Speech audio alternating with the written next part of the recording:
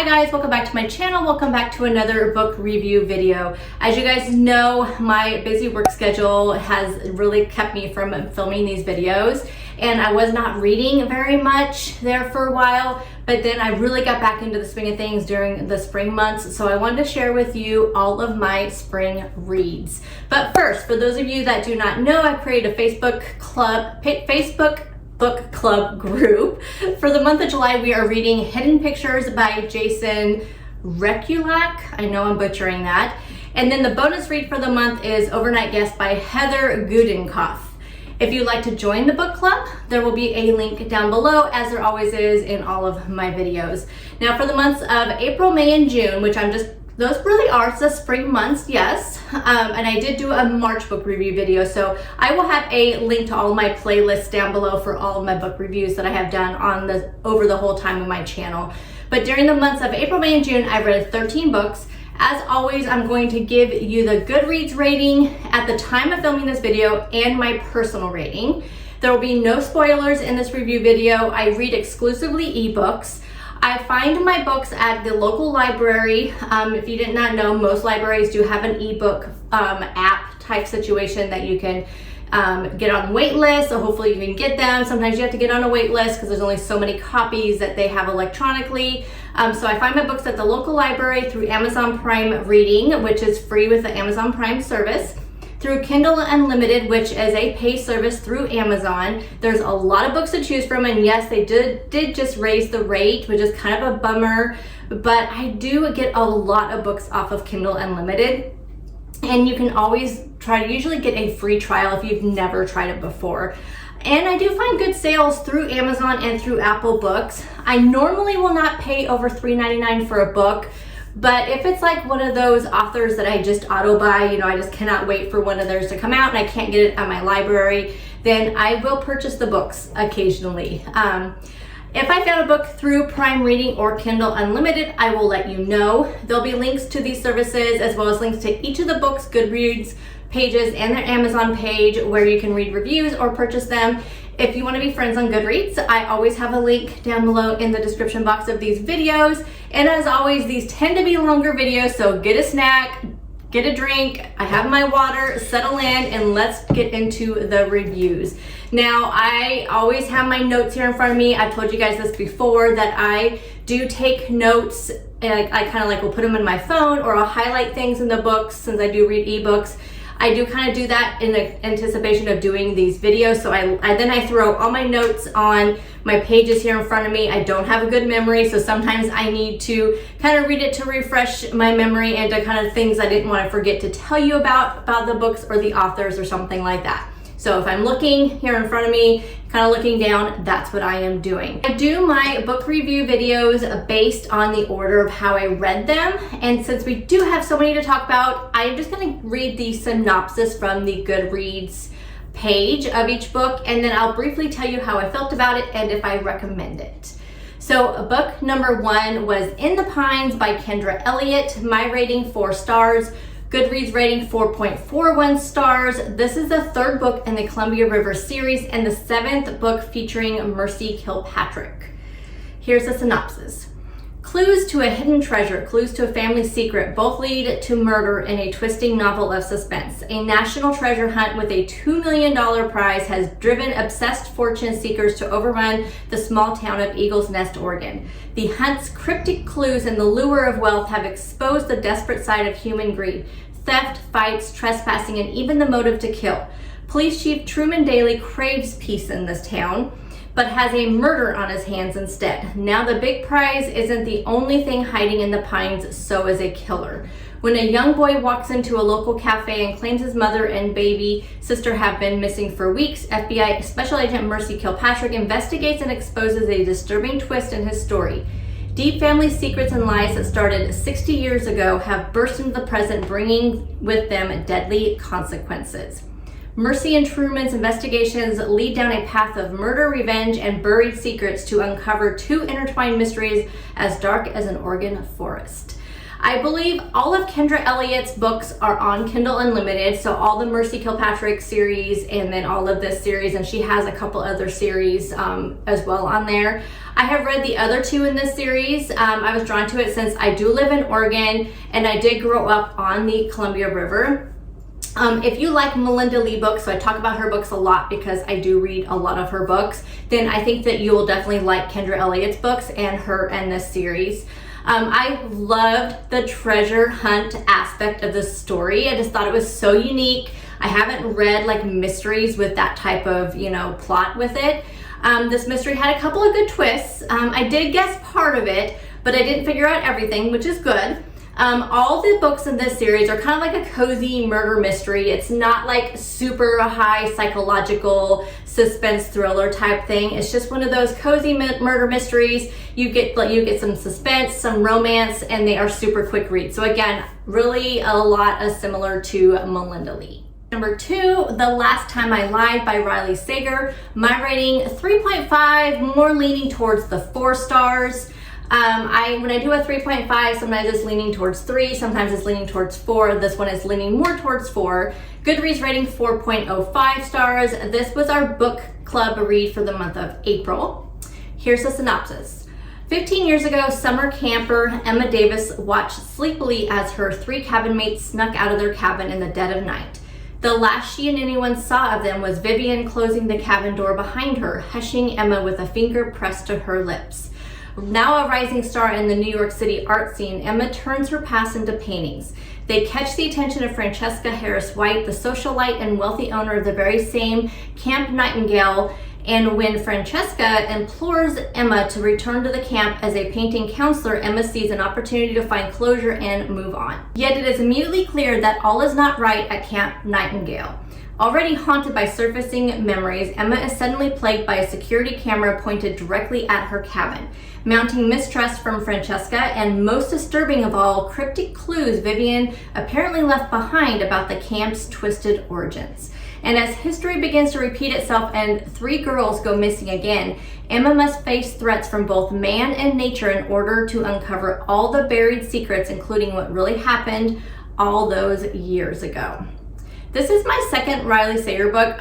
For some reason, I thought that I had read one other one, but when I looked on my Goodreads page, I had not. So, which is interesting. I think it's because I feel like whenever I read reviews on Riley Sager books, they are so mixed. And I think I read Final Girls, and that was the one I loved it, blew me away. And that seems to be the same case with a lot of other people. Like, they loved that book.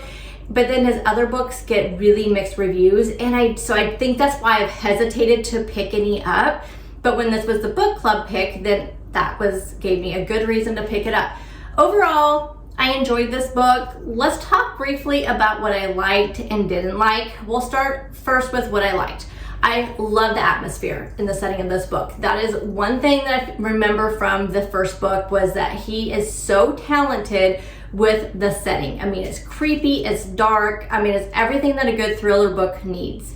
The book had multiple plot twists, which I love books like that, because you don't want to have to wait till the very end to get to some kind of plot twist. It's nice to having throughout the entire book, you're getting, you're getting these little twists throughout the whole book. So it really keeps your interest. It's not like you're just I've read many thrillers and mysteries where you just kind of skim through the book because nothing is happening, and you have to get all the way to like the last 20% of the book to find out the big reveal and the big twist. I'm getting really tired of those types of books, and I hate when I run across them, but this book was not like that. You get twists and turns throughout versus just at the end. The shift between past and present was really smooth and easy to follow, which not every author is very successful with that. And I did like the twists at the end. I felt like they were really, really well done. So let's talk about the couple things I didn't like. This was a little bit of a slow burn for me. I'm not a fan of slow burn. I'm not a fan of slow burn romance books. I'm not a fan of slow burn mystery books. I like the action to start at the beginning and just keep going. That is my favorite type of mystery kind of thriller books. And this one was a little bit too slow burn for me. And to keep this spoiler free, I can't really give a lot of details, but there's a couple of plot twists that really did fell flat. And Emma's big secret reveal, which wasn't like the huge reveal, but Emma's big secret, like her secret that she's alluding to through the entire book, it was just kind of a letdown for me. I don't know, I just really didn't, I didn't feel like it was just kind of like, oh, I've been waiting to hear this big secret, and that was it. But the rest of the book really made up for it. It was a good book. Do recommend it. But like I said, I feel like Riley Sager is really hit and miss with a lot of readers, but I think I'll continue on reading his books. I have been impressed so far with the 2 that I've read. Number 3, On a Quiet Street by Serafina Nova Glass. My rating 5 stars. Goodreads rating 4.19 stars. This was our book club bonus read for the month of April, and this book at the time of filming this in July is currently available on Kindle Unlimited. Synopsis. Who wouldn't want to live in Brighton Hills? This exclusive community on the Oregon coast is the perfect mix of luxury and natural beauty. Stunning houses nestle beneath mighty Douglas firs and lush backyards roll down to the lakefront. It's the kind of place where neighbors look out for one another, sometimes a little too closely. Cora thinks her husband Finn is cheating. She just needs to catch him in the act. That's where Paige comes in. Paige lost her son to a hit and run last year, and she's drowning in the kind of grief that makes people do reckless things, like spying on the locals, searching for proof that her son's death was no accident, and agreeing to Cora's plan to reveal what kind of man Finn really is. All the while, their reclusive new neighbor, Georgia, is acting more strangely every day. But what could such a lovely young mother possibly be hiding? When you really start to look beyond the airy open floor plans and marble counters, Brighton Hills is filled with secrets, some big, some little, and some deadly. And one by one, they're about to be revealed. Okay, my thoughts on this. So this was a domestic thriller, which I love those. So like Sally Hepworth is one that's really known for writing domestic thrillers. I love the whole like neighborhood spying, neighbors, that kind of thing. I love when books are set like on a street, and I think they're so interesting, and I love those. I love domestic thrillers. The narrative cycles through like 3 different perspectives. I enjoyed all the characters. I thought they were really, really realistic, well developed. Even the ones that you weren't supposed to like, they were really well developed. You really got to be invested in these people, and you really wanted to know what was going on.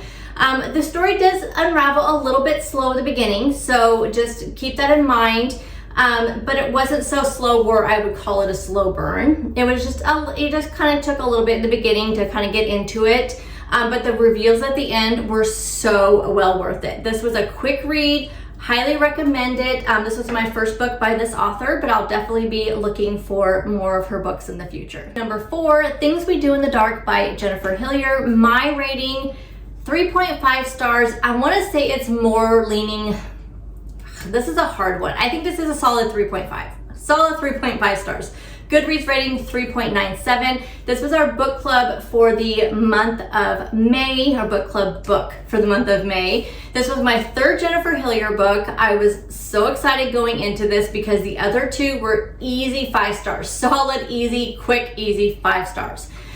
This one was a little more difficult for me to rate, as you heard here just a second ago. So let's start with a synopsis, and then we'll go into all my thoughts on this book.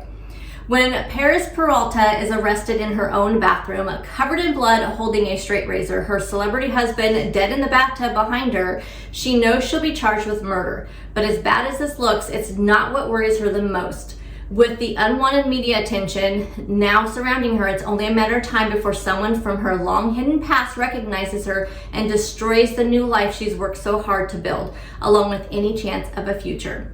25 years earlier, Ruby Reyes, known as the Ice Queen, was convicted of a similar murder in a trial that riveted Canada in the early 90s. Reyes who knows who Paris really is, and when she's unexpectedly released from prison, she threatens to expose all of Paris's secrets. Left with no other choice, Paris must finally confront the dark past she escaped once and for all, because the only thing worse than a murder charge are 2 murder charges. So I listened to this on audiobook, and I'll tell you first, I didn't love this book, obviously, as much as the other ones, but I did enjoy it. I really did enjoy it.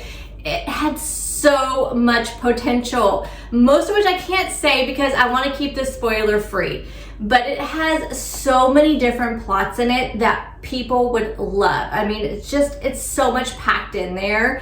And I mean, it's almost like movie type plot twist in each one. I loved it. I loved the whole like premise of it and all the little pieces. But again, like I said, I can't really say much. Darn these spoiler-free videos. So let's just say so many unique pieces to the plot that could have been done better. So what I liked, I did listen to this one as an audiobook. The narrator was so good and so easy to follow. I loved that. I loved it. The best twist was the one I didn't guess, so that's good. I mean, that's always good. That was really the best twist, and that was the one I was kind of waiting for, and I definitely did not guess it. I did like the characters. They all were super well developed. I actually found like Ruby so fascinating, and there's another character named Joey, and I had so much empathy for her. So I did really love the characters. I thought the childhood trauma sections were really well written and believable. I actually read reviews after the book. So if you did not know, I try not to read reviews before going into books, which I have done, which has stopped me from reading books. And that's why I just look at the Goodreads rating. And the only time I'll go look at reviews is if I feel like they're rating super low for like a really popular author type thing. But since this one had pretty good reviews, or a good Goodreads rating, I didn't read reviews, but I read them afterwards.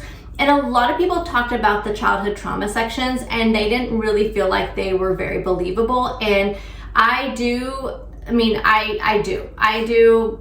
think that they were pretty believable, and that they were just, I've read a lot of true crime books. I'm just so invested in those types of stories that I really truly do believe that they were done really well and they were believable. And the ending of this book was good ending. So definitely recommend this book. And just going into it, okay, let me tell you what I didn't like. So as I said, the childhood trauma sections were really well written and believable, but it was so repetitive through the book. It's like, we know, okay? Once we find out what this character went through as a child, you didn't have to tell us so many times, because we know, like, we know. And the thing is, it wouldn't be told in the same way. It would be told in different ways throughout the book. And almost to the point where, like I said, it was just so repetitive, and it really didn't have to be.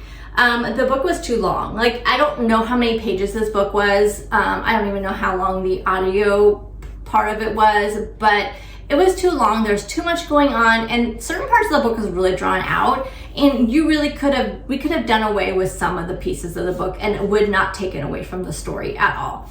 There was definitely not enough tension and suspense that I look for in thrillers. I think it's because so much of it was on the backstory. There was almost too much backstory on there, and that really took away from the tension and suspense of what was going on in the present. And I did guess all of the twists but the one. But the one that I didn't guess was really the one that I was kind of waiting for, and the one I was really invested in throughout the whole book.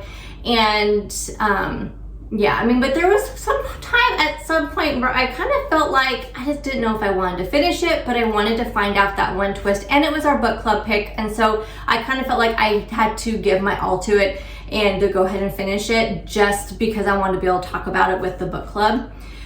The multiple point of views did not really flow as well as they could have, and I don't know if it's because I listened to it as a audiobook, but what I'm talking about with the flowing was they didn't transition well or connect to the story. So you know how when you go from one point of view to another, usually there's a connection, like that last paragraph or the last sentence connects kind of to the next one, and it didn't do that. And so it's almost like you're trying to play catch up in the first like a couple sentences of the next point of view to be able to figure out how it even connects, sometimes it never even connected at all.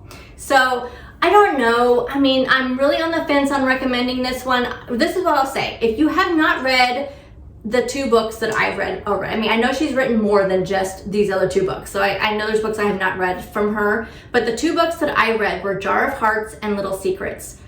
Solid 5 stars. Read those two first. If you've never read a Jennifer Hillier book, read those two first, then read this one, because I do think this one's worth reading.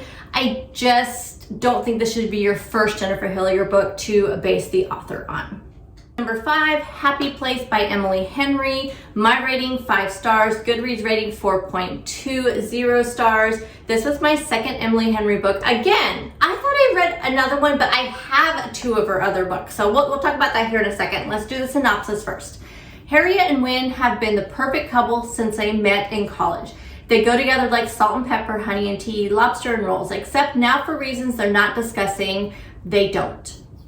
They broke up 6 months ago and still haven't told their best friends, which is how they find themselves sharing the largest bedroom at the main cottage that has been their friend group's yearly getaway for the last decade.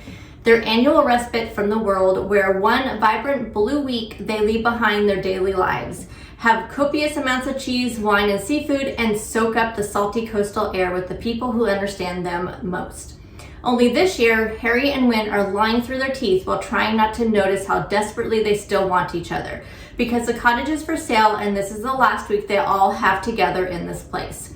They can't stand to break their friends' hearts, and so they'll play their parts. Harriet will be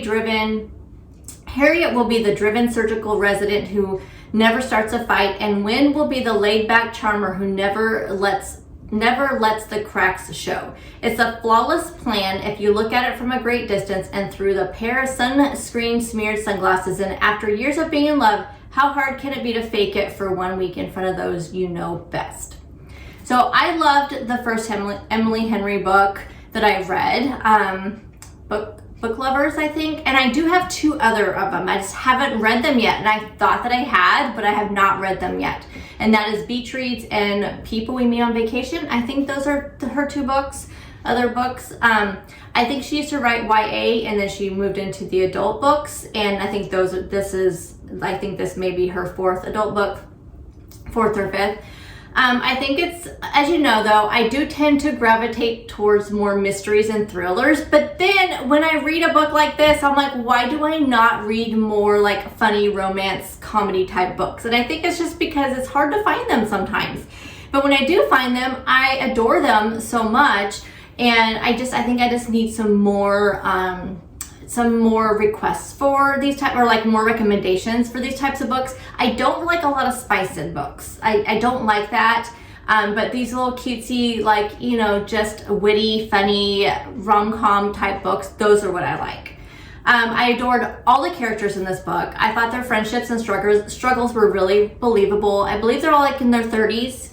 I really enjoyed the family vacation home setting. This book had it all. We had humor, we had romance, we had scenery, we had angst, and it was all done really, really well.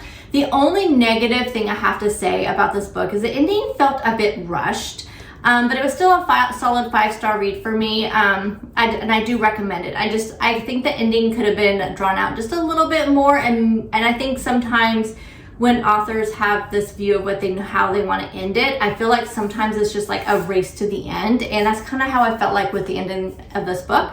But overall, solid Emily Henry book, highly recommended, solid 5-star read, go read it. Number 6, The Paris Apartment by Lucy Foley. My rating 4 stars, Goodreads rating 3.68 stars. This was our bonus read for the month of May, and this is my second Lucy Foley book. Jess needs a fresh start. She's broken alone, and she just left her job under less than ideal circumstances. Her half-brother Ben didn't sound thrilled when she asked if she could crash with him for a bit, but he didn't say no, and surely everything will look better from Paris. Only when she shows up to find a very nice apartment could Ben really have afforded this. He's not there. The longer Ben stays missing, the more Jess starts to dig into her brother's situation, and the more questions she has. Ben's neighbors are an eclectic bunch and not particularly friendly. Jess may have come to Paris to escape her past, but it's starting to look like it's Ben's future, and that's in question. The socialite, the nice guy, the alcoholic, the girl on the verge, the concierge. Everyone's a neighbor, everyone's a suspect, and everyone knows something they're not telling. So I did read this as an audio, I didn't read it, I listened to this as an audiobook, and I read it. I did both because I when I really started getting into it, I wanted to read it a little bit faster than the audiobook. And if I remember right, when I first started listening to this, I'm pretty sure it's a male narrator and it was in a different accent, or was it a female? I don't remember. I know there was like an accent and it kind of threw me off a little bit. I did have trouble in the beginning, like getting into it, but then I really was getting into it and I really wanted to finish it. And so I wanted to be able to do things around the house. So I kind of did both audio, and then when I read at night, I would read the book. So, but what I did love about this book, I always enjoy books set in other countries. This one of course was in Paris. I am just drawn to those types of books. I don't know why. I think maybe just because it's just different settings and it's just different. I think that's why. This had that locked door mystery, even though it really wasn't. I mean, the center of the story though is this apartment building, so it's not really a locked door, but it kind of had those vibes, and I love those. Love those. Her first book that I read, it was a locked, like they were on like an island, I believe. I read the guest list is what I had read previously, and so it just kind of has that same type of vibes. And this really had the really dark and creepy vibes as well. I mean, we're talking an apartment building, but when I was listening to this and reading this, I just kept picturing it always like dark and nighttime. I don't know why, it's just the way it was set up, and it was set up so well. I mean, it was creepy. It was so creepy. It's like, I would so not stay in that apartment building, but then, yeah, you would want to, because these neighbors are so intriguing. The short chapters, super short chapters, which I love, so it made it really fast paced.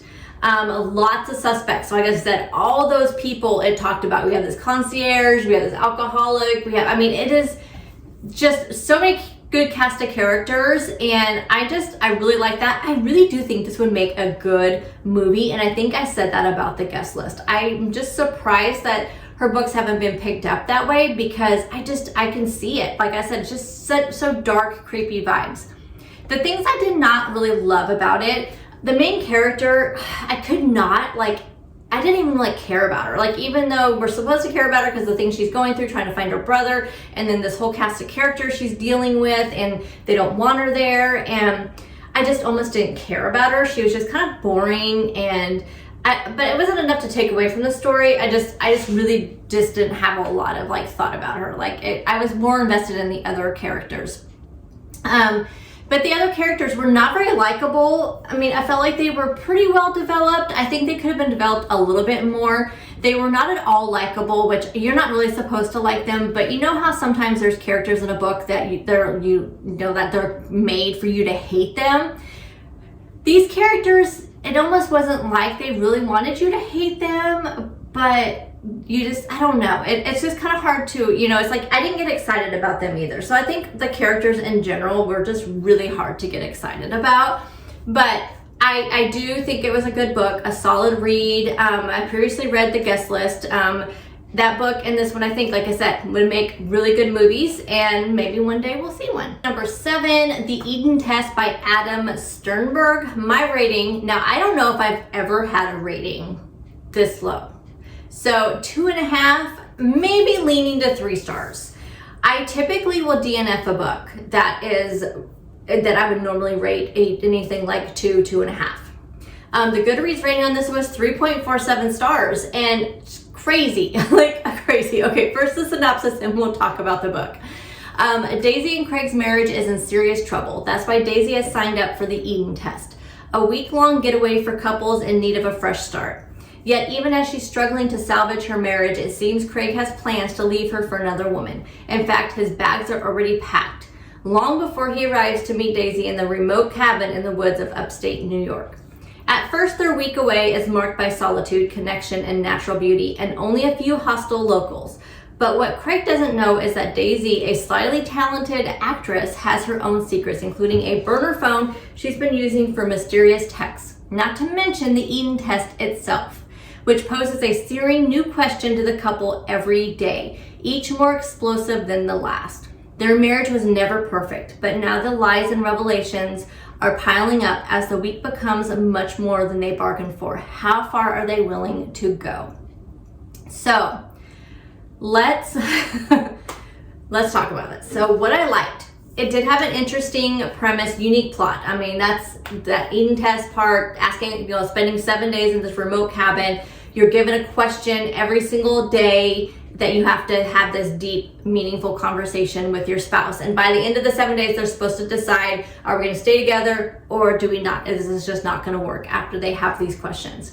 Beautiful setting. The setting was set up so well. You could picture it. It just seems so serene, so perfect for this type of test, remote type thing.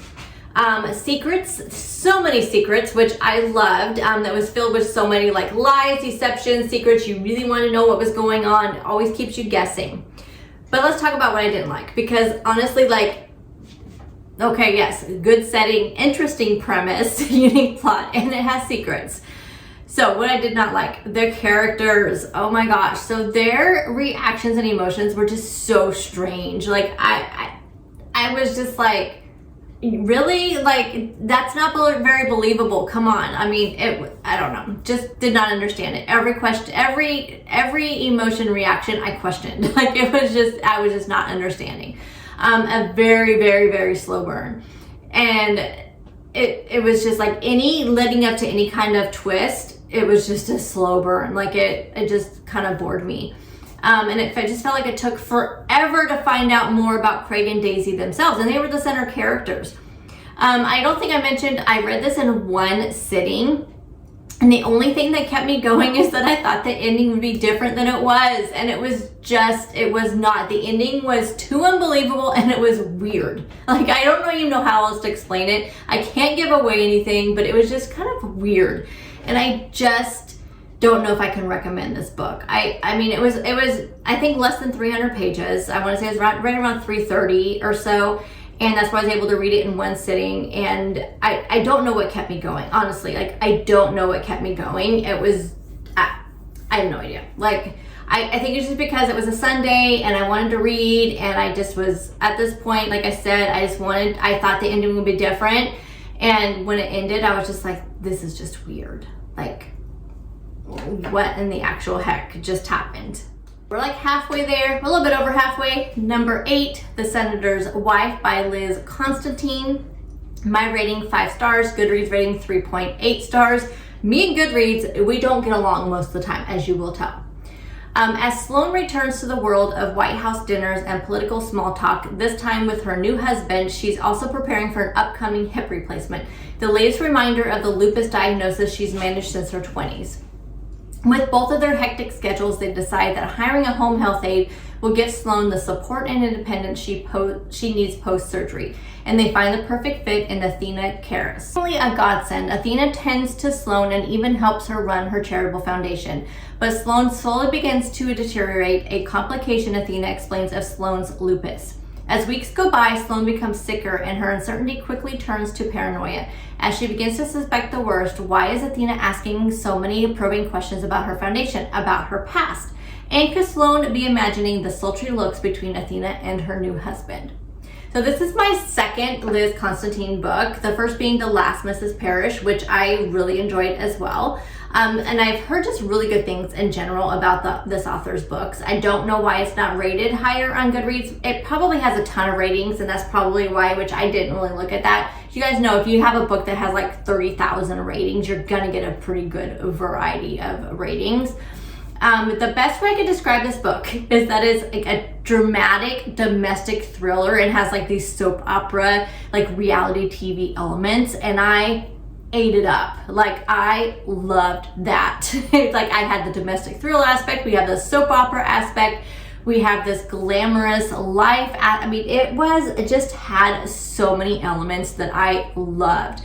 It was fast paced, it was, it was kind of shorter read, I believe. We had multiple POVs, point of views, that were just so easy to follow, loved it. And the ending, loved the ending. Such a good ending. You guys just, I really can't tell you much about this book.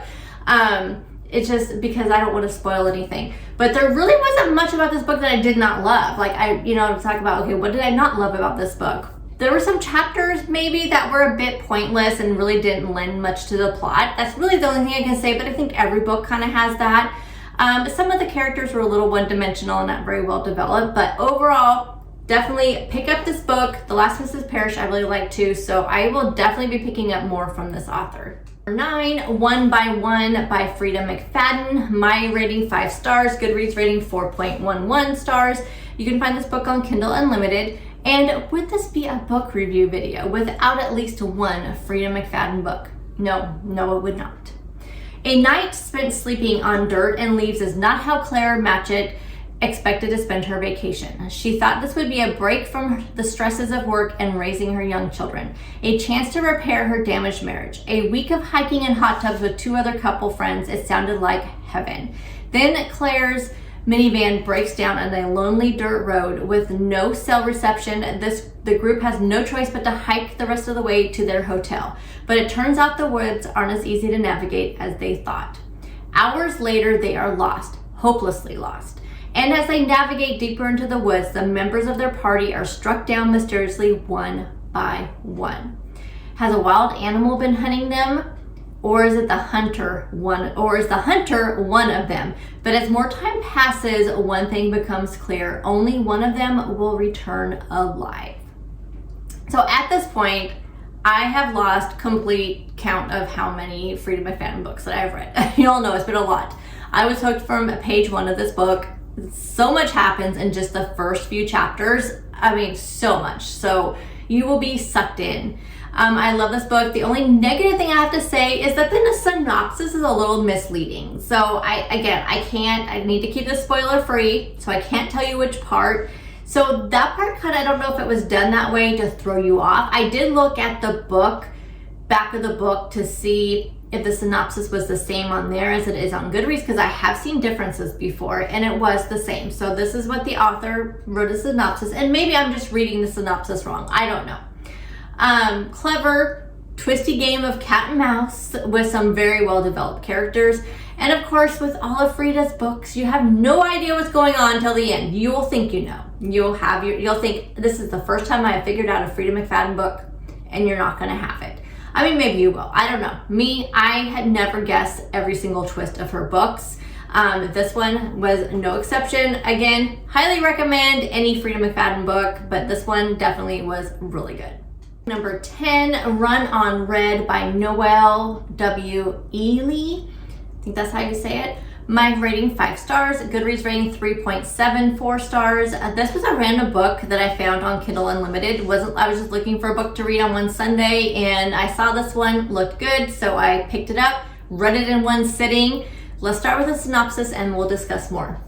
A rural country road, no cell signal for miles, a terrifying game of cat and mouse.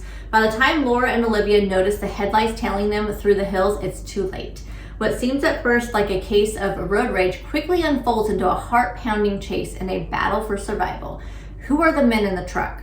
What do they want? And can Laura and Olivia outrun and outsmart them long enough to call for help, even if it means taking their chances in the hills on foot? As their situation grows more perilous, the girls realize that the real terror has only just begun. But flight won't save them from their pursuers. If they're going to make it home alive, they have to fight. So literally, I read this book in 3 hours. I think it was like 350 pages. I could not put it down. Could not. Like, I don't even think I got up to get anything to drink. Like, I just read. Literally, from the first 2 or 3 sentences, we are on the run on this book. I mean, it just starts and it never stops. Like, it is just from, like I said, sentence 1 to the last sentence, it is just the most crazy roller coaster ride. Every chapter, so there's pretty short chapters.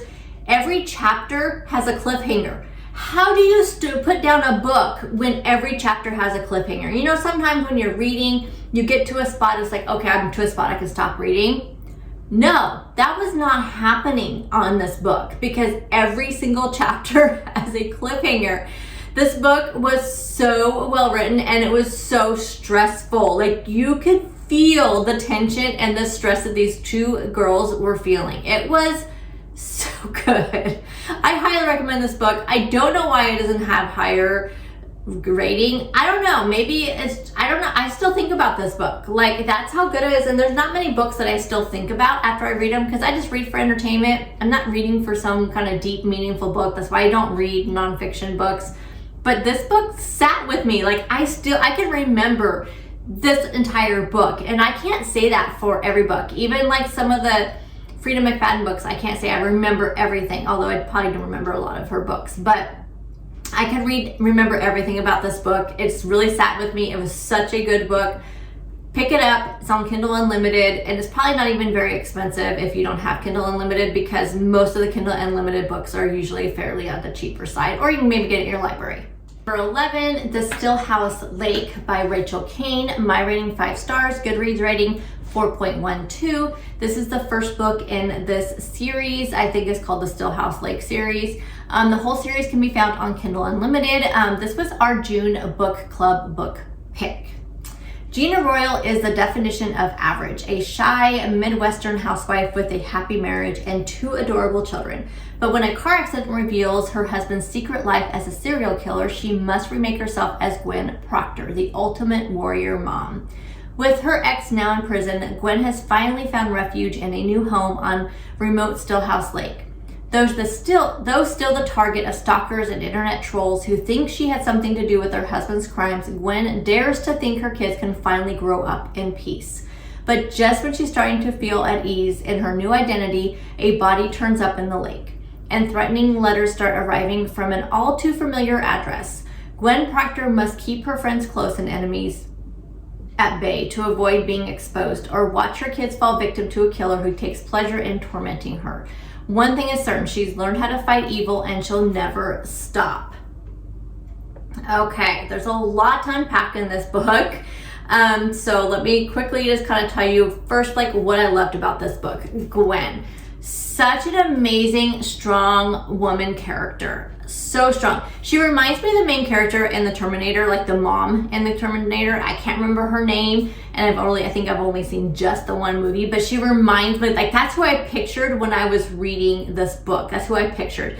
Her character was so complex, so believable. She didn't always make the best decisions, but I feel like that's what makes her believable, because she was making mistakes with her life, her children, and they were all very believable.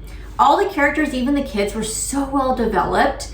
I really liked how the author weaved in the negative side of the internet as well. It was scarily accurate, and some people reading this book may not think that is true.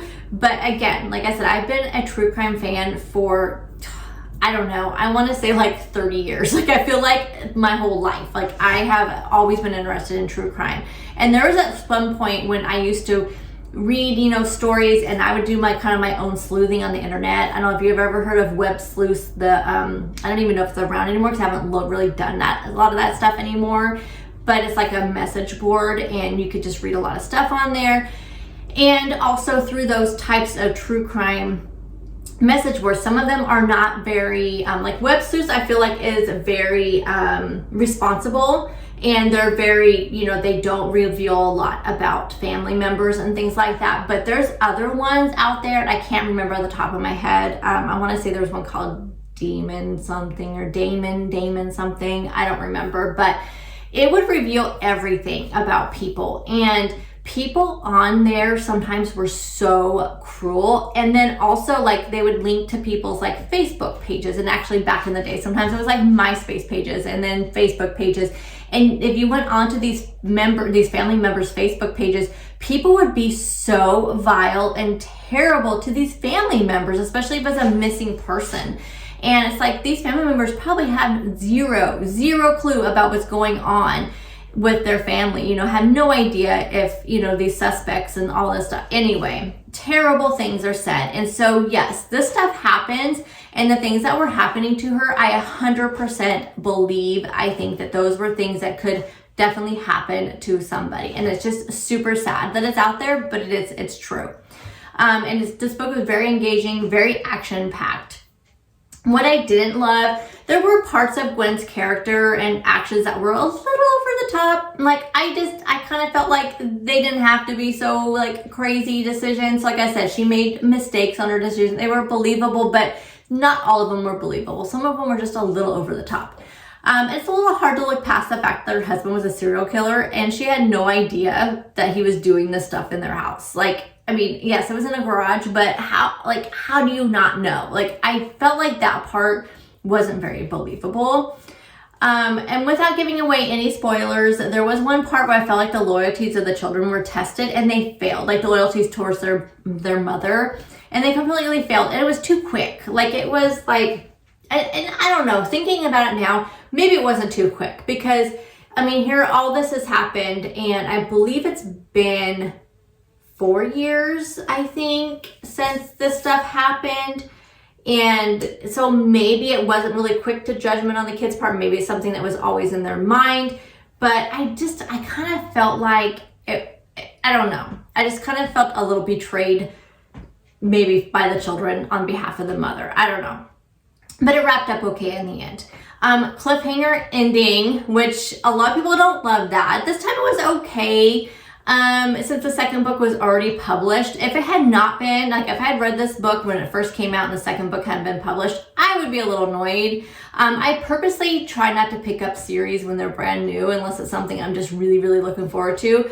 I will literally be stubborn and wait for at least the majority of a series to come out before I read it, and only because a lot of times I won't finish a series. So back in the day, I used to read fantasy novels. So I read a lot of the Sarah J. Maas novels.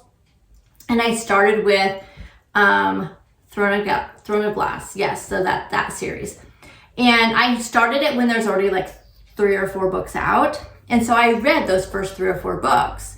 And then it was going to be like a year. Like I think she was publishing those about once a year or about every 18 months or something like that. And because I had to wait so long, I never finished the rest of the series. And I think there's 3 more books. Like I think there ended up being 6 or 7 books in that series. And I never finished them. Same thing with The Court of Thorn and Roses. Same thing. I read the first 2. I don't have any idea how many's in that book, in that series, but it was the same thing. I will lose interest in a series if it's been too long since one has came out. Luckily, in the case of this series, there's like 3 of them I think already out, and I'll tell you, I picked up the second one immediately. And that brings us to book number 12, Killman Creek by Rachel Kane. My rating 5 stars, Goodreads rating 4.25 stars. This is the second book of the Stillhouse Lake series.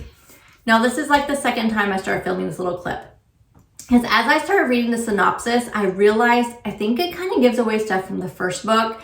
And I don't want to do that. And so we're just going to kind of talk about first, let's just say I enjoyed this one just as much as the first one. Now, it looks like there's 6. I did make a note here. There's currently 6 published books in this series. I'm not sure if there's plans for more. So I've only read the first 2. But after reading the first 2, I'm definitely going to be picking up the rest of the series. I'm just, as with the first book, the atmosphere in this one is really dark and creepy. So we're just not going to go through the synopsis. We'll just kind of talk about first, like kind of my feelings on this book. Like I said, so it's really dark and creepy. This one was definitely much more emotionally creepy and twisted, and maybe too much for some people, because this one was a little bit more disturbing. And in this book, you not only got Gwen's perspective, but you also got the children's as well. And these kids, for everything they have been through, man, they are good kids. And they are so well developed, their characters are. And I just really loved seeing their points of view. The ending was perfection. And honestly, I am not even sure where the series can go, but I will definitely find out because I'm going to continue on. But yeah, I don't know where it's going to go after this ending. So I'm not really sure how there's more in the book unless it's just really centered on Gwen and her children. But anywho, definitely pick these books up. I think you will really enjoy them. 13, Secluded Cabin Sleep 6 by Lisa Unger. My rating 3.5 stars. And I think this is a pretty solid 3.5 stars. Goodreads rating 3.47. Yes, we all agree for once. This was our book club bonus read for the month of June and my second book by Lisa Unger. What could be more restful, more restorative than a weekend getaway with family and friends? An isolated luxury cabin in the woods, complete with spectacular views, a hot tub, and a personal chef. Hannah's loving and generous tech mogul brother found the listing online. The reviews are stellar. It's his birthday gift to Hannah and includes their spouses and another couple. The 6 friends need this trip with good food, good company, and lots of R&R, far from the chatter and pressures of modern life. But the dreamy weekend is about to turn into a nightmare. A deadly storm is brewing. The rental host seems just a little too present. The personal chef reveals their beautiful house has a spine-tingling history, and the friends have their own complicated past, with secrets that run blood deep. How well does Hannah know her brother, her own husband? Can she trust her best friend? And who is the new boyfriend crashing their party? Meanwhile, someone is determined to ruin the weekend, looking to exact a payback for deeds long buried. Who is the stranger among them? So much to say about this book. I had such a hard time rating this book. I started with 3, then changed it to 4. And then after more thoughts and discussion in the book club post, I changed it to 3.5. So I'm going to do the spoiler free, where in the book club discussions it is not. So if you want to read my spoiler discussion, then join the book club. And if you've read this book, then you can kind of read really my thoughts on what I really felt about this book. The book had a lot of typos, and I know that's kind of, I normally would not even mention that. But it also had a lot of grammatical errors, again, which usually I can overlook, but some of these really made you have to go back and reread the sentence or the paragraph to find out what the author was getting to. Like, it was just super odd. There was a lot of plot holes, like quite a few of them. Again, normally not a ratings killer, but the ones I'm talking about were just super hard to overlook. I had such a hard time connecting with the characters, with the exception of Hannah and Henry. And I could not, like, I just couldn't. They were just so hard to even, like, care about. The character could have been completely left out of the book, and we never would have noticed. He led pretty much nothing to the story. I kind of felt it odd that he had a point of view in the book, and we really didn't need him to have one. He could have just still been part of the book, but not as one of the POVs in the book. If you read it, you know what I'm talking about. We were given the illusion in the beginning that he would lend more to the story, and then it just nothing. Like, I just didn't get that.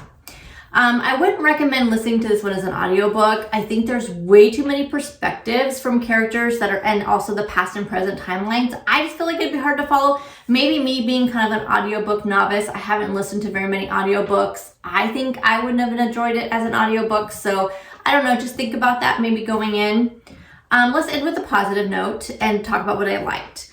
I really liked Henry's storyline. I can't say anything more without giving it away, but I was so invested in his life, and I loved him. I really loved him. I loved the locked door cabin in the woods setting. That's always a huge plus for me. And the author did a really great job with multiple characters. I was able to follow along and didn't get lost on who was who. So when you're reading it, I feel like that's really easy. You know, it's super easy to follow along with. It wrapped up nicely. I was more than satisfied with the ending. I thought it ended great. I had guessed a few things throughout the way, but nothing that really took away from the story. So I thought it was a nice ending, really wrapped everything up. And I think I could recommend this book. I really do. I think that it wasn't a bad book. I can't remember the other book that I read from her. Something about a train. I don't remember, but it was also a good book too. So I think I'll pick up more from her. I believe there's a new one. I think she has a new one coming out soon. But anyway, yes, I do recommend this book as well. I did it, and since I haven't edited yet, I have no idea how long this video is. So if you hung in here till the end, give me a thumbs up on this video. Leave a comment down below of any great books that you guys have read this spring. What are you looking forward to for some summer reads? If you're not part of the book club and you'd like to join, come and join, and there'll be a link down below. No pressure or anything. We just have a nice place to go. We look for book recommendations. We just talk about books. So come on over. And again, I will have everything linked down below. Things about Kindle Unlimited, Amazon Prime Reading, First Reads program. I'll have a couple other like book link things down there. What else? I'll have all their Goodreads page linked down below, as well as their Amazon pages. So I will see you guys in the next video. Bye guys.